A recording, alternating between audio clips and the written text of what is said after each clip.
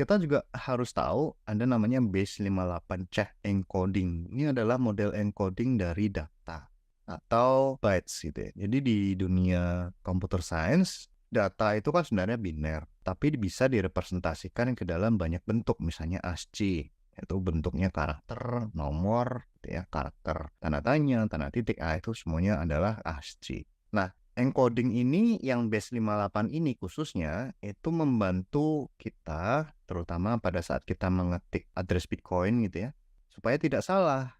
Jadi kalau di sini tidak ada zero dan capital letter O, ya itu tidak ada. Jadi mulai dari satu kan situ. Kemudian huruf besar I dan huruf kecil L itu hilang di sini. Jadi hanya ada 58 karakter di sini. Jadi dipakai untuk merepresentasikan biasanya alamat Bitcoin. Karena biasanya kita ketik satu persatu ya karakternya. Kalau nanti ada yang salah alamatnya, ya hilang kan nanti uangnya.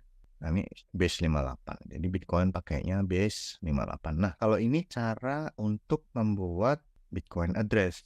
Jadi Bitcoin address ini kalau kita lihat struktur di sini atau bagan di sini sebenarnya dia bukanlah public key. Kan kita sudah belajar public key dan private key, yaitu salah satu teknik di dunia kriptografi gitu ya untuk membuat digital signature atau untuk enkripsi.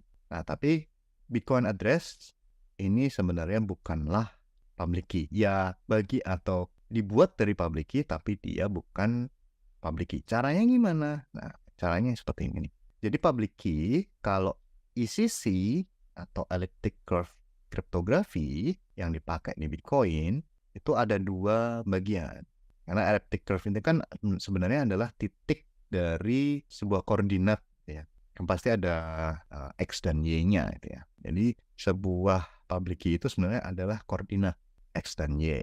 Nah, jadi ada bagian X dan ada bagian Y. Jadi masing-masing adalah 32 byte. Kemudian ada flag di sini. Itu 1 byte flag.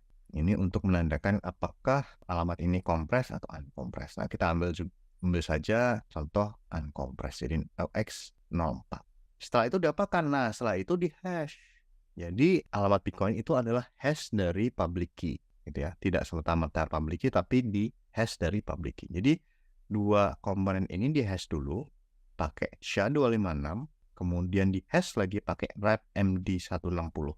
Ini namanya tekniknya namanya wrap MD160. Dapatlah data atau nilai hash sepanjang 20 byte. Nah, 20 byte ini ditambahkan network ID.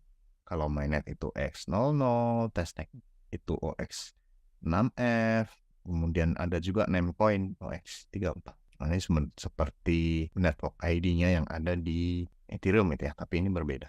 Nah, kemudian setelah didapatkan 20 byte, ini sebenarnya address-nya. Tapi untuk menambahkan checksum, ada namanya checksum. Checksum itu untuk mengecek apakah datanya benar atau salah.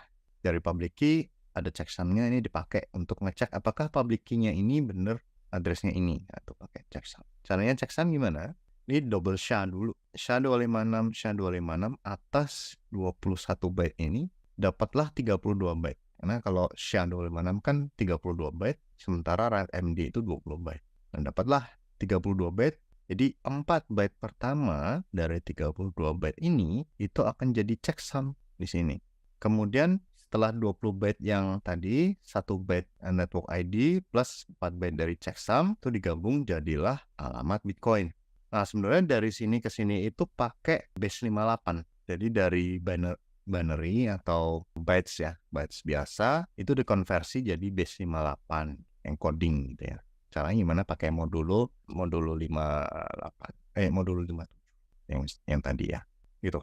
Jadi metode untuk konversi dari public key ke alamat Bitcoin. Jadi ketika kita mendapatkan alamat Bitcoin itu tidak serta-merta kita tahu public key dari seseorang. Nah, tapi nanti kalau sudah dipakai, nah itu bisa jadi kita lihat, kita tahu public-nya apa. Nah, kemudian ada namanya little endian. Ini sebenarnya adalah representasi data.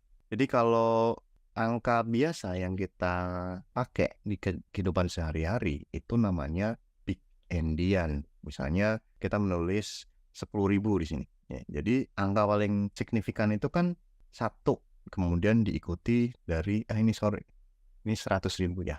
Jadi 10000000. Jadi signifikannya yang paling signifikan adalah yang paling kiri. Nah, tapi kalau Little Endian itu dibalik dan dikelompokkan dulu. Jadi 000010, bukan 000001, tapi 000010.